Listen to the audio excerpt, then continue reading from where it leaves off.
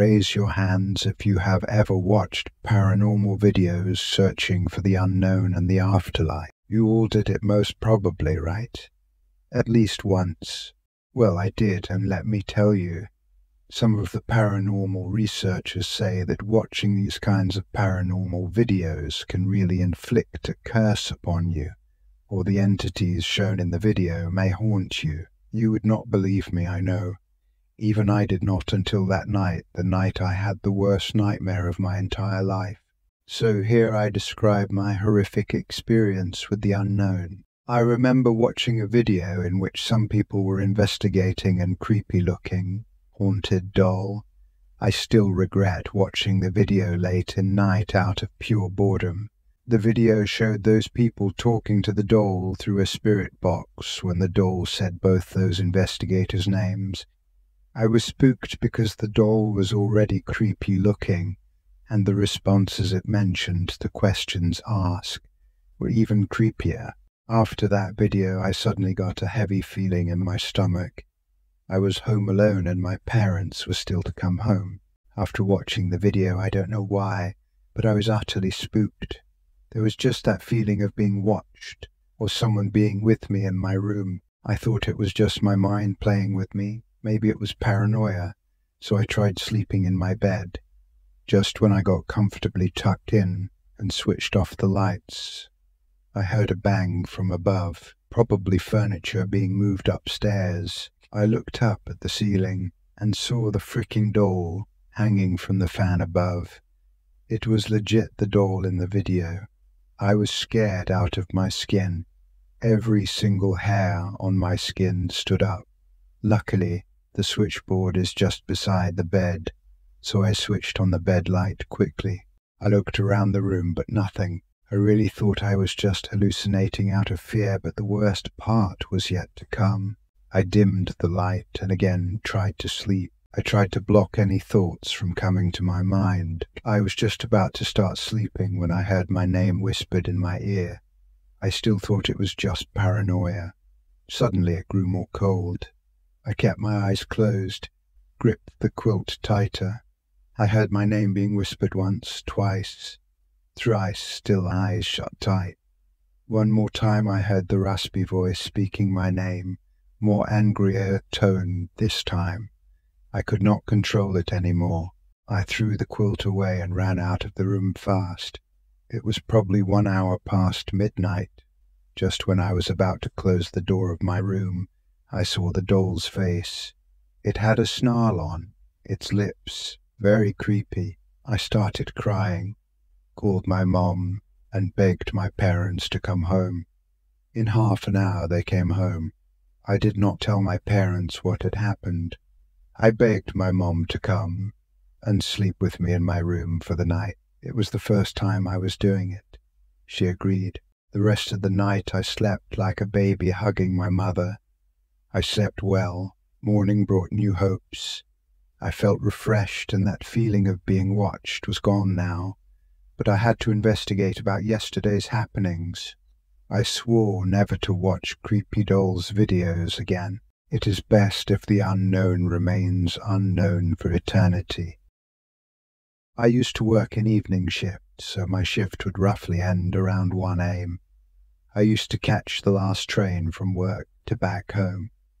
The train was supposed to be at 1:30, but that night it was just about 15 minutes late. No big deal so far. So I got in the train and there were only 5 people in the coach, including me. There was an African guy sitting on one side of the seat row, and the other 3 people were sitting right in front of him. I felt something strange, but I overlooked it and put on Spotify as usual. I couldn't resist myself, so I took another glance at them. The 3 people included 2 men sitting on the either side of the woman who was wearing a burqa.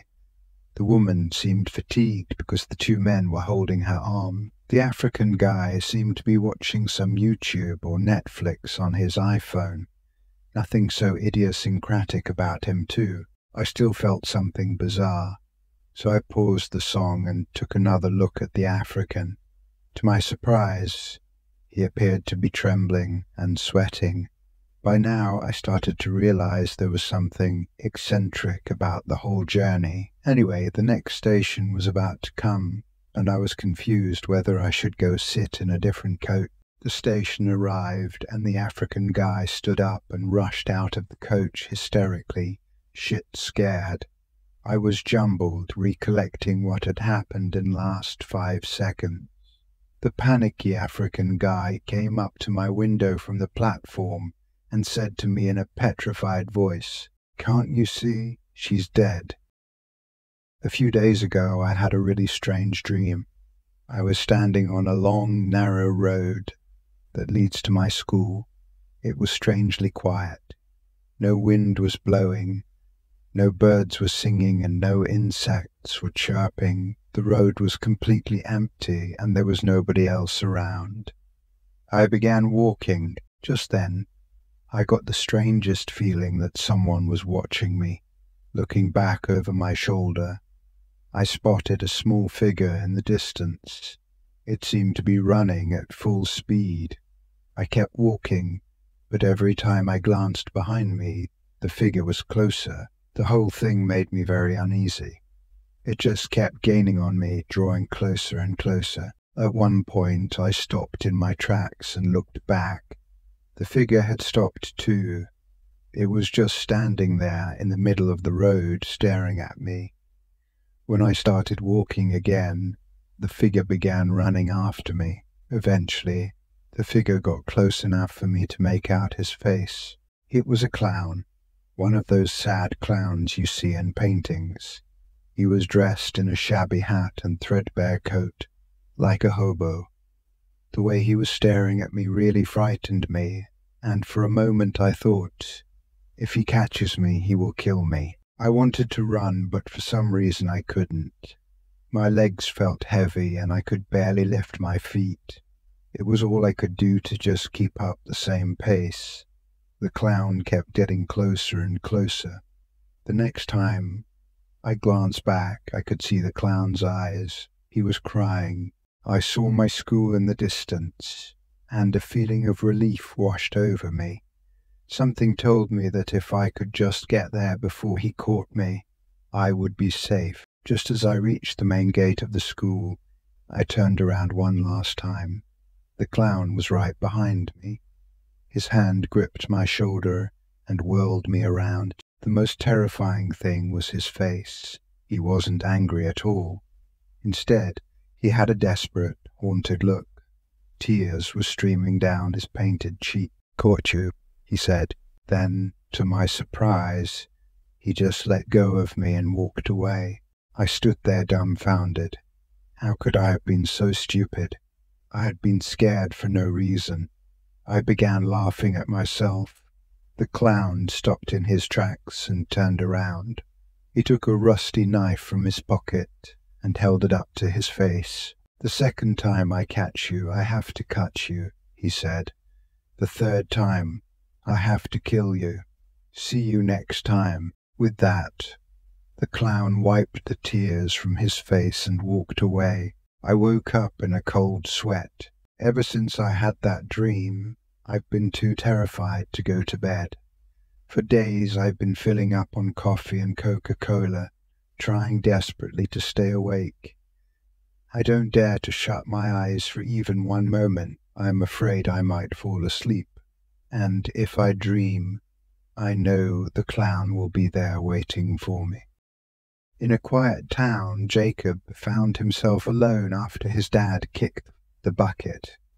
He had nowhere to crash, so he moved in with his uncle in this old, creepy house on the outskirts of town. The place gave him the heebie-jeebies with its squeaky floors and dark corners that felt like they were hiding something. At night, weird stuff started going down. Whispers floated through the halls, and shadows danced like they had a mind of their own.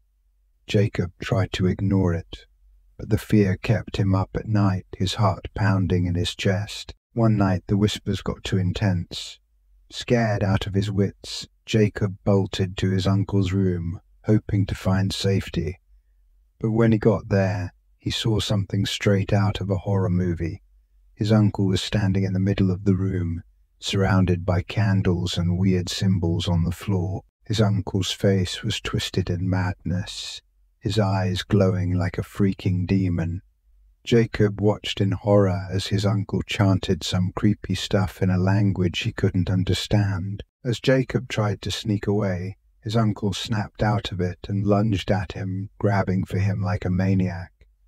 Jacob fought back, somehow managing to break free and sprint out of the house, his uncle's screams echoing behind him. When the cops showed up, they searched the place top to bottom but found Nada.